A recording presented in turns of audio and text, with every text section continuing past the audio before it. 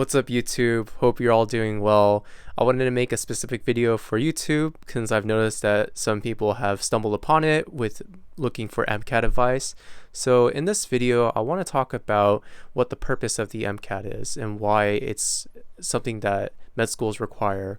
Now, the simple answer is that it is a standardized way of looking at a number of applicants and being able to compare them. Because you can imagine for med schools, if they have thousands of applicants, they're going to have to find some measure to look at all these applicants on an even playing field.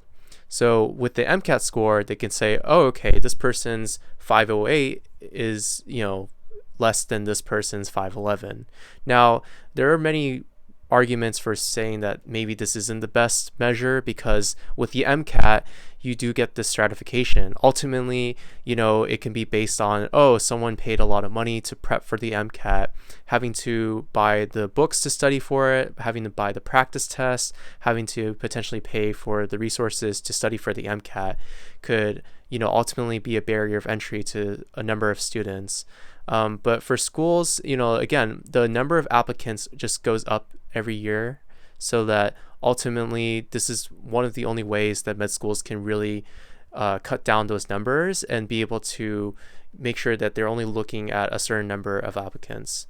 So again, with the MCAT, why it's so important is because it may be your only way to get your foot in the door, especially if you've struggled to perform at your university or your college. So if you have a lower GPA, the MCAT can make up for that lack of GPA. There's also other ways to do it. With GPA, if you have a low undergrad GPA, you can do a post-bac program or a special master's program. But again, that's another barrier of entry, because you're going to have to put more money and time into those resources to ultimately boost your your GPA, in order to apply for med school and to be competitive. And for why I wanted to talk about this is because I wanted to explain why ultimately you have to take the MCAT, even though it doesn't seem as relevant.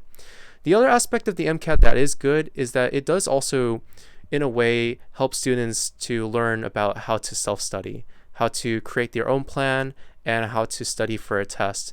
Because ultimately in med school, you're going to be taking standardized tests and a bunch of tests for the rest of your life. Even as a doctor, you're going to be taking board tests, board licensing exams, re-licensing exams, so the train never stops.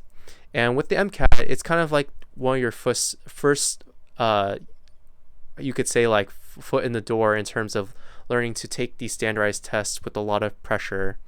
Of course, like, the SAT kind of preps you in it, but the MCAT is more science specific.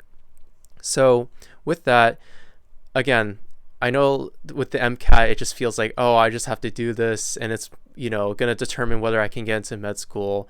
And in a way, it kind of is.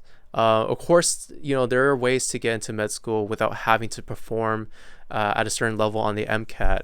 However, as is shown in the statistics, the MCAT and your GPA are kind of the main factors that are going to be able to get your foot in the door.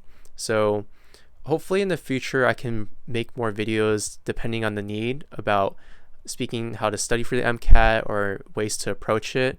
Again, right now for me, I just like to talk about the theory behind it, about getting students interested in why they have to study for the MCAT. This is probably one of the longer videos I've made. Again, it's maybe seem a little rambly, but I hope that some students find some advice in this video.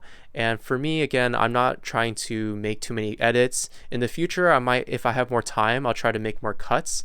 But for now, I just kind of want to be able to show you that I'm giving you whatever thoughts come to my mind.